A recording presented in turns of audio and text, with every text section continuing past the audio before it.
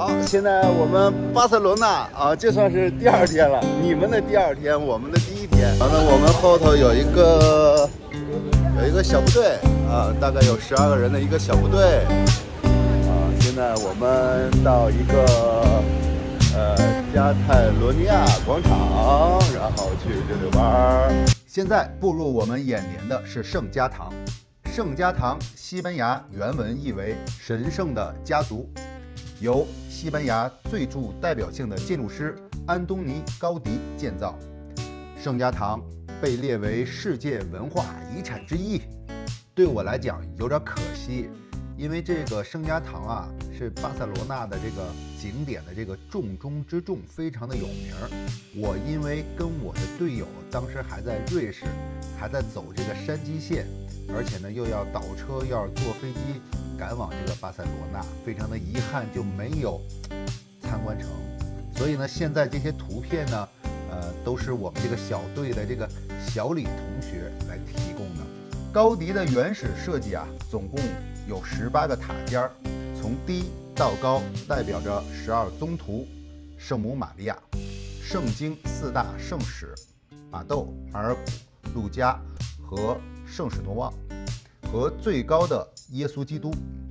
有8个塔尖在2010年已经完成，包括诞生立面的代表4位宗徒的高塔和受立面的代表4位宗徒的高塔。这个尖底完工将使圣家堂成为世界最高的教堂建筑。代表12宗徒的12座高塔的高度介于98.4米到117米。代表福音书作者的4座高塔为120米，这个代表圣母玛利亚的高塔呢，也是120米，代表耶稣基督的高塔呢，则为170米，比巴塞罗那市的蒙特惠奇山略低，因为高迪认为自己的创造力呢，不应超过天主。自1926年高迪因车祸过世，他的弟子梅内克接管了这个项目后呢，这个1936年呢，圣家堂在西班牙内战期间呢，又遭到了破坏，平面图和照片全被烧毁，石膏模型被砸碎。1939年，弗朗西斯科接管了该地的这个管理工作，并从高迪工作室中保存的这个材料以及根据已经发布的这个平面图和照片，使这个项目呢又得以进行。在2021年巴塞罗那时间12月8日晚7点40分，圣家堂举办了亮灯仪式，这是为了庆祝自1976年后圣家堂的高塔们第一次有了实质性的进展。第2高的圣母塔完工了。从1986年到2023年年间，总工程师如今已经是第7任了。这个官方曾想在2026年，也就是建筑师高迪逝世100周年到来之际呢，完成他的遗愿。有个什么笑话呢？这个有人说，这个土木工程师和建筑师这2大职业，不说有仇，也最好别在酒吧碰面。这个高迪画出来这个圣家堂这个设计图纸后呢，学土木工程的就得告诉他，你画的是什么鬼东西，造不出来，一准儿肯定倒。接下来要做的是什么呢？就和高迪去争辩。显然高迪会赢嘛，然后他就得想出办法让圣家堂能够站在巴塞罗那。玩笑归玩笑，但是呢，它的确是一个挑战。如今在奠基140多年之后，大教堂的建设仍在继续。圣家堂呢，是由高迪开启的奇迹，但它早已不是只是属于高迪一个人的故事。哇，这边的环境很好啊！今天显示是最高气温是30度，现在是20多度。这自行车道在中间。这巴塞罗那，你看看，租1个月1975，这是155平米啊，不小啊。对，这个呢，加拿大号差不多价钱。现在我们来到了天使之门，之所以叫门，是因为自13世纪起，巴塞罗那的城墙就在这里设建了一个入口。之所以叫做天使门，是因为1466年在城墙上开设了一个小教堂，里面有一个雕像。当虔诚的教徒穿过城门时，一位天使出现在他的面前，向他解释说自己是这位城市的守卫，这叫天使门大街，也是巴塞罗那非常著名的商业一条街。那么距离天使门不远的这个地方啊，有一个非常著名的一个咖啡馆，它就是远赴盛名的四脚猫咖啡馆，又被称作为毕加索咖啡厅。它从1897年开业，不仅食物和咖啡价格合理，这里还充满了艺术的氛围，吸引了许多观光客的到来。1899年开始，毕加索便经常光顾这里，并且在这里举办了他的第一场展览，甚至为四脚猫咖啡馆设计了菜单的第一页。在这里，他接触了不同的艺术风格和观点，这些经历激发了他对艺术的探索和创新。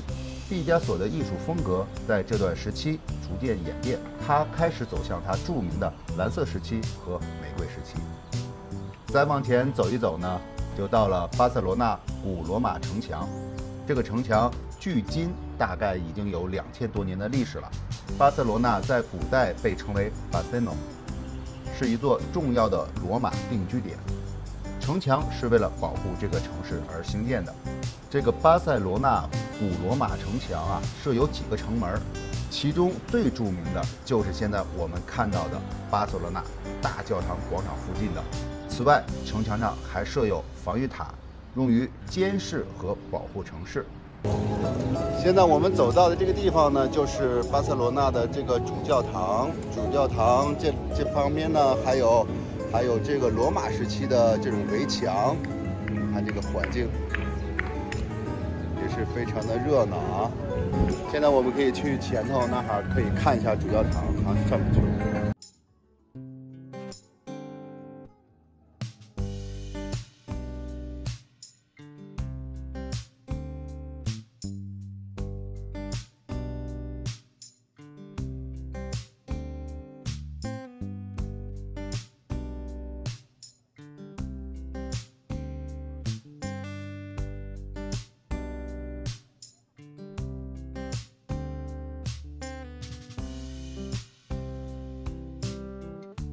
接吻墙来了，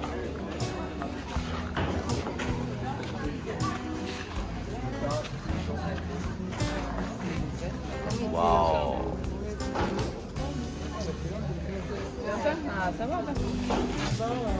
哇哦！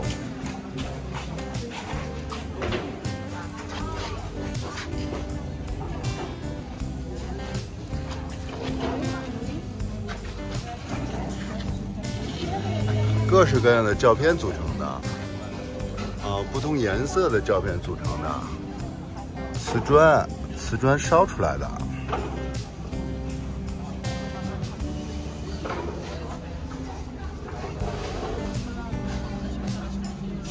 看看这个下面这是什么颜色？哦，下面是这个颜色的，以天空为主的，浅色调为主的。然后这个深色的是以夜空为主的，深色的是以夜空为主的，哇，好多人都在这儿。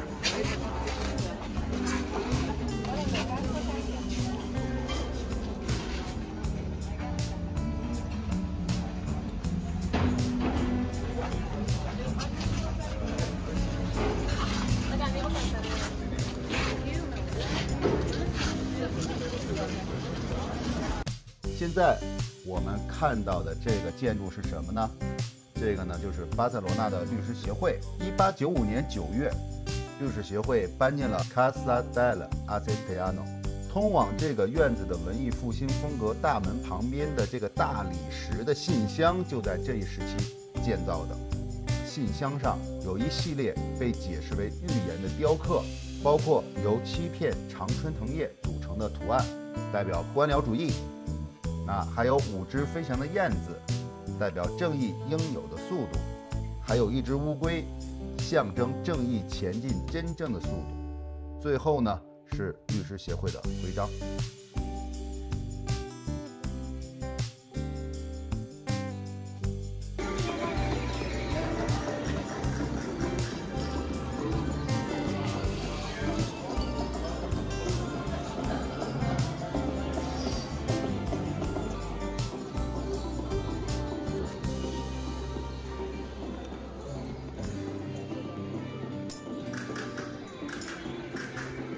这谁设计个裙子在这儿？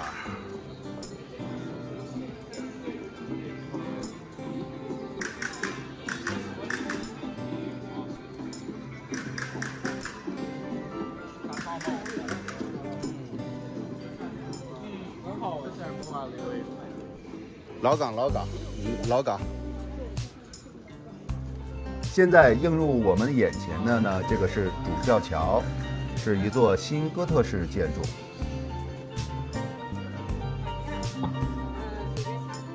它的存在呢，将2座历史建筑结合到了一起。这个呢是一个带阳台的美丽的拱桥，由现代主义建筑大师安东尼·高迪的朋友和弟子琼·鲁比奥于1928年建造的。装饰的灵感来自于华丽的哥特式或晚期哥特式的形式。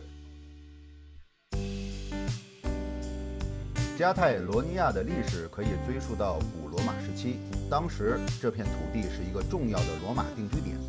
在11至15世纪，加泰罗尼亚成为独立公国的重要组成部分，其中最著名的就是阿拉贡王国。在这段时期，加泰罗尼亚的文化和语言的发展得到了保护和扩展。1979年，西班牙宣法将加泰罗尼亚定为一个自治社区，赋予它一定程度的政治自治权。加泰罗尼亚地区设有自己的政府和议会，那这里呢就是他们自己的加泰罗尼亚的政府机构。现在的这条大道呢就叫做兰布拉大道了，它呢是巴塞罗那最知名的一条大道。它始于加泰罗尼亚广场，终于地中海前哥伦布纪念碑，全长共1.3公里。这里可以欣赏到悠久的历史的建筑、美丽的花卉市场、街头表演者和艺术家，以及各式各样的商店和餐馆。沿着这条大街也可以找到许多著名的文化和历史场所，如哥特区、著名的歌剧院，还有历史悠久的博盖利亚水果市场。顺着兰布拉大道一直走，就可以看到一个市场，它就叫博盖利亚水果市场。这个市场的历史可以追溯到13世纪，当时该地区是一个位于城市外围开放的一个空间，用于进行贸易和交易活动。随着时间的推移，越来越多的商贩和农民开始在这里摆摊售卖他们的水果、蔬菜、肉类和其他的商品。看这个卖多少钱？Lobulus 32公鸡。哎呦，这是什么呀？皮皮虾，有点皮皮虾的样子。不是皮皮虾。哎，这个是不是牡丹虾吗？这不是，这是那个这是牡丹虾，红虾。哎，牡丹虾是那个活的、新鲜的。哇，哎，很新鲜呀！你看没有？你看多新鲜，这个鱼，这鱼很新鲜的。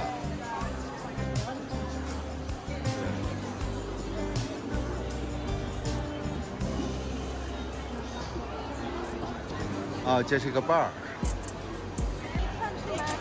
哎，这不是海鲜饭吗？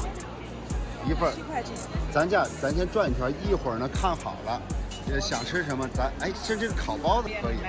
回头咱买完，然后去那个，或者你在这儿现在买，咱就拿着，打包带着。其实不好吃。尝一个，来买一个，这个多好玩！走。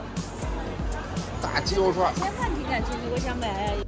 到了19世纪，博盖利亚水果市场逐渐成为巴塞罗那主要的市场之一。在这个时期，市场建筑进行了多次的扩建和改造，以适应日益增长的商业活动。这个市场成为居民购买新鲜食材和食品的主要的场所。哇哦 ，look nice。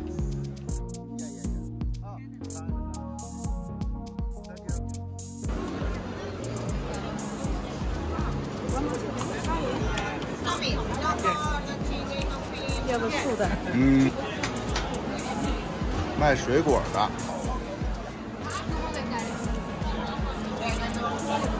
我要来一个。好。OK。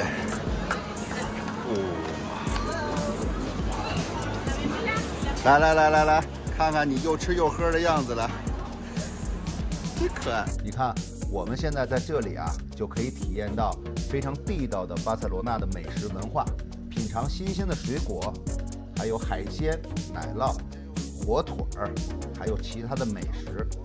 市场内还有各种各样的小吃摊，然后呢，还有餐厅，还有喝酒的酒吧，为我们提供丰富多彩的用餐选择。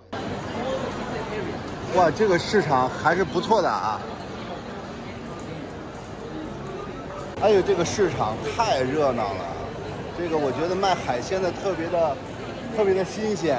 这个火腿怎么样啊？好吃吗？还好。来，给我来一个呗，我这手艺就这么忙。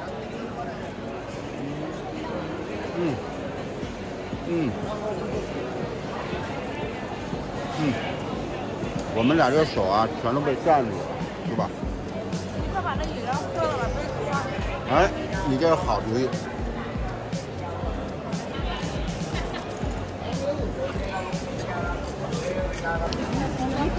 哎，饼干子，哇，车厘子也不小啊，这哈人多。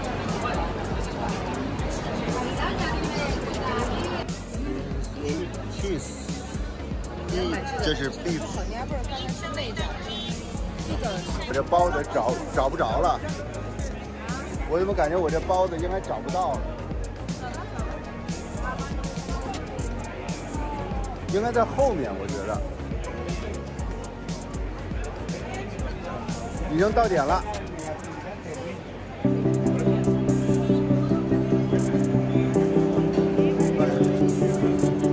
得了，这次有点太仓促了。